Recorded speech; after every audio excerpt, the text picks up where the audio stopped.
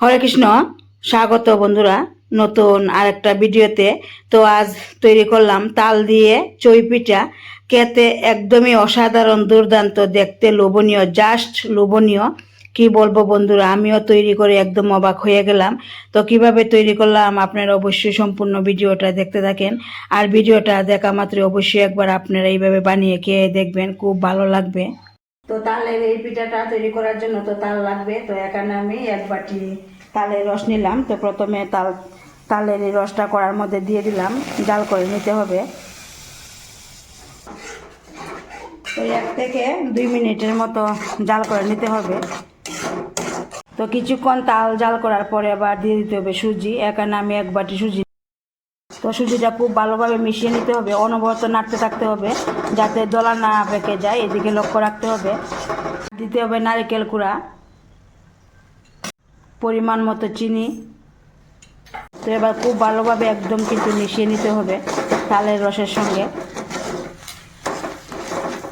তো দেখুন এখানে কিন্তু জাল হয়ে গেল। এবার নামিয়ে নেব। নামিয়ে নেওয়ার পর কিছুক্ষণ ঠান্ডা করে নিলাম। এবার হাত দিয়ে একটু এইভাবে একটু মেখে নিতে হবে। তো মেখে আমি এইভাবে একটা ডোর মতো করে নিলাম। এবার কিছুটা অংশ হাতে নিয়ে এইভাবে একটু গোল গোল করে, তারপর একটু দুনো সাইডে একটু এইভাবে লম্বা করে দেব। তো দেখুন আমি কিন্তু এইভাবে বানিয়ে নিলাম, এই যে। তো সবগুলো আমি এইভাবে বানিয়ে নেব। তো দেখুন সবগুলো কিন্তু আমি বানিয়ে নিলাম, একদমই কত সুন্দর হলো। তো এবার চুলাতে কড়া বসিয়ে দিলাম, তেল দিয়ে দিলাম।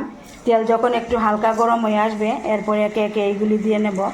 দিয়ে তারপরে যখন উল্টিয়ে পাল্টিয়ে হালকা যখন বাদামি কালার হয়ে ভাজা হয়ে আসবে তো নামিয়ে নেব। তো এবার ভাজা হয়ে গেল। তো দেখুন আমি নামিয়ে নিচ্ছি, এই যে এইভাবে কিন্তু সবগুলো আমি ভেজে নামিয়ে নেব।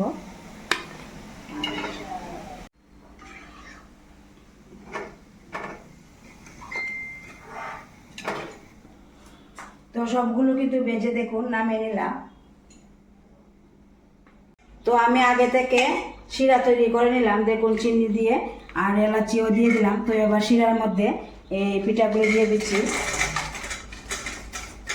তো পিঠাগুলো দিয়ে দেওয়ার পর কিছুক্ষণ নেড়ে চেড়ে তো প্রায় 30 মিনিটের মতো রেখে দিতে হবে।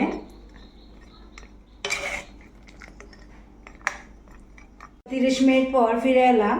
তো পিঠার মধ্যে কিন্তু শিরা একদমই ঢুকে গেল। তো এবার প্লেটের মধ্যে নিয়ে নিচ্ছি। দেখুন জাস্ট অসাধারণ হলো এই তালের পিঠাগুলি। খেতে কিন্তু খুব টেস্টি হলো। আমি একটা খেয়ে দেখলাম। তো কেমন লাগলো আমার এই তালের পিঠা রেসিপিটা আপনাদের কাছে? যদি ভালো লাগে অবশ্যই একটা লাইক দিবেন, শেয়ার করবেন। অবশ্যই শেয়ার করেন, একটা শেয়ারের মাধ্যমে অনেকেই জানতে পারবে, দেখতে পারবে, দেখে অবশ্যই এই পিঠাটা তৈরি করতে পারবে।